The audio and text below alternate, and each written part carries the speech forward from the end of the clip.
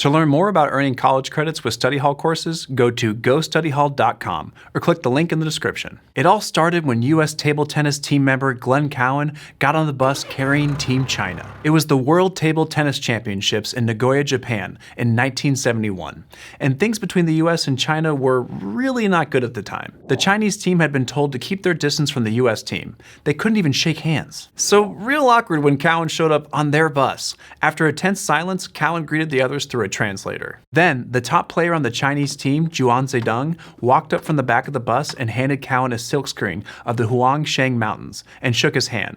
Photos of them smiling together made newspapers around the world. Behind the scenes, high-level government officials got to work. The US and China had been looking for a reason to reconnect after these decades of tension, but neither wanted to make the first move. So this was the perfect opportunity. On April 6th, Chairman Mao personally directed the Chinese team to invite the US team to China. Just 4 days later, the US team were among the first Americans allowed to enter China since 1949. For 6 days, the US team and a number of American journalists toured China and played exhibition table tennis matches. About a year later, a Chinese table tennis team visited 9 cities in the US. Oh, and Disneyland, of course. And that changed everything. China was no longer completely closed off from the Western world, and formal diplomatic US-China relations were restored by President Carter in 1979. All because of a ping pong player. If only it were always that easy to bridge ideological divides. Hi, I'm Dave Jorgensen, and this is Study Hall, Ping Pong in Politics and US Government.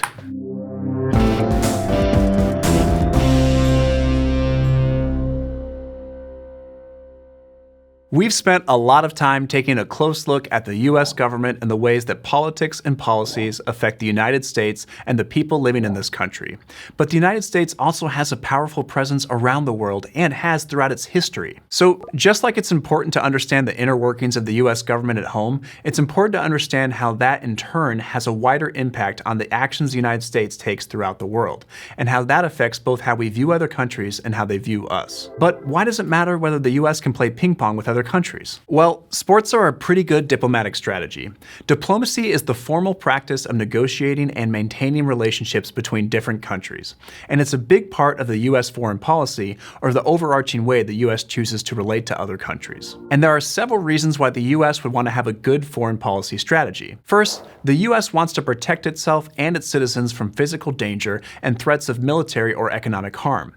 This concern also extends to US allies, or the countries that the US has friendly relationships with. Second, foreign policy works to make sure the US has continued access to resources like oil and maintains its ability to buy and sell things on the international market. Third, because the US can't protect itself and maintain international access if the world is in chaos, US foreign policy also looks to ensure a balance of power worldwide. And fourth, the US wants to protect human rights and democracy worldwide.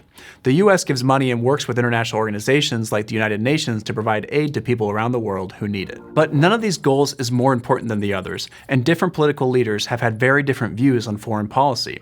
So there's been a lot of back and forth on different approaches to foreign policy throughout US history. The traditional view on foreign policy is isolationism, or avoiding getting involved politically or economically with other countries. North Korea is a classic example of extreme isolationism, or as Chris would point out, Wakanda in the first Black Panther movie. For the most part throughout its history, the US has been isolationist to some degree.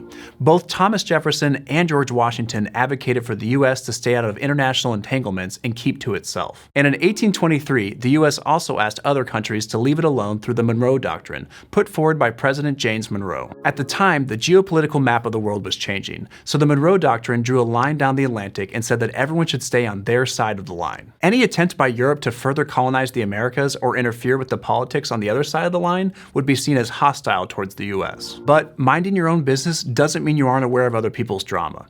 That's the reason social media was invented, right? So the US has had a hard time not getting involved in things, like how they entered both world wars. The opposite of isolationism is liberal internationalism. If isolationism is minding your own business, liberal internationalism is getting involved in everyone else's business. In this view, the US should be actively participating in creating systems and institutions that foster world peace and cooperation. The The liberal internationalist view gained traction during and after World War I as a way to stop future global wars from happening. U.S. President Woodrow Wilson was extremely keen on creating a League of Nations to ensure long-lasting worldwide peace. The idea was to solve international disputes before they erupt into war. Ironically, the U.S. never actually joined the League of Nations because the U.S. Senate voted against it. They were still Team Isolationist.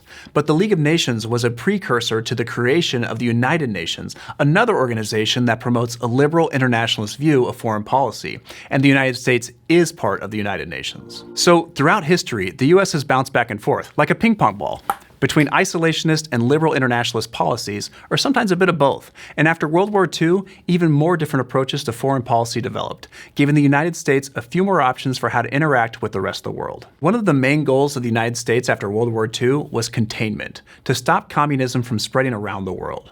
So the US was directly at odds with the Soviet Union. And that led to the 45-year period called the Cold War. Fun fact, until I was 17, I thought it was named the Cold War because it's cold in Russia. I don't think that anymore. Anyway, a hot war is an open military conflict between two countries, but that didn't happen between the US and the Soviet Union. So we call it the Cold War because instead of directly fighting each other, both countries had allies they lent support to in proxy wars. Proxy wars are armed conflicts like the Vietnam War, fought on behalf of or started by larger powers. Technically, the Vietnam War was between North Vietnam and South Vietnam, but North Vietnam was backed by the Soviet Union and South Vietnam was backed by the US. So really, from the US perspective, it was an attempt to keep communism from spreading from the North to the South. It didn't end well for the US, and many saw it as a failure. This led some critics to develop neoconservatism as a school of thought for foreign policy. Neoconservatives think the US should be aggressive in promoting the US system of democracy internationally, rather than responding in retaliation. Like when the US joined World War II after Pearl Harbor was attacked, neoconservatives pushed for preemptive action, action ahead of time, even if the US was acting alone, and even if that action led to mass casualties or supporting non-democratic regimes. For example, in the 1980s, the US gave military and financial aid to groups fighting socialist-led groups in Central America. And the 2003 invasion of Iraq was influenced by the neoconservative goal of ousting Saddam Hussein and bringing democracy to the region. In contrast to neoconservatism is neo-isolationism, which acknowledges that no advanced industrial democracy can be completely separated from the rest of the world, but still tries to keep free of being involved in foreign entanglements. Staying involved with the world has benefits. Industries like tourism and being able to buy and sell things to other countries helps the economy, and some issues like climate change require international cooperation. This can also be called selective engagement.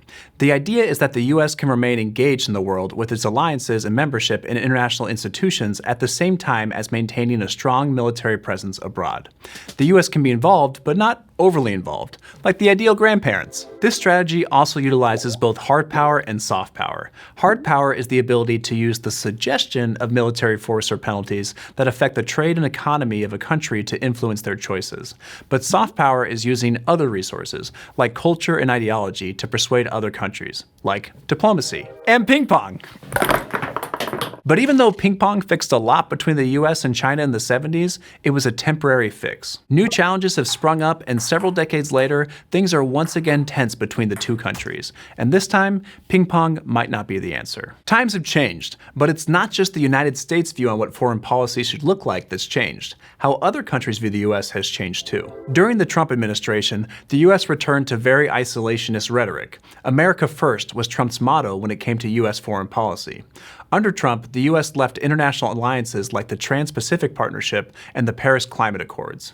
These were big steps away from the network of allies that had been carefully built over the decades as part of US foreign policy. Under Biden, the US has tried to reestablish relationships with those allies. But another factor influencing foreign policy today is that it's not as simple as dealing with a specific country or alliance of countries anymore. Instead, groups like terrorist organizations that don't necessarily belong to any government cross national borders.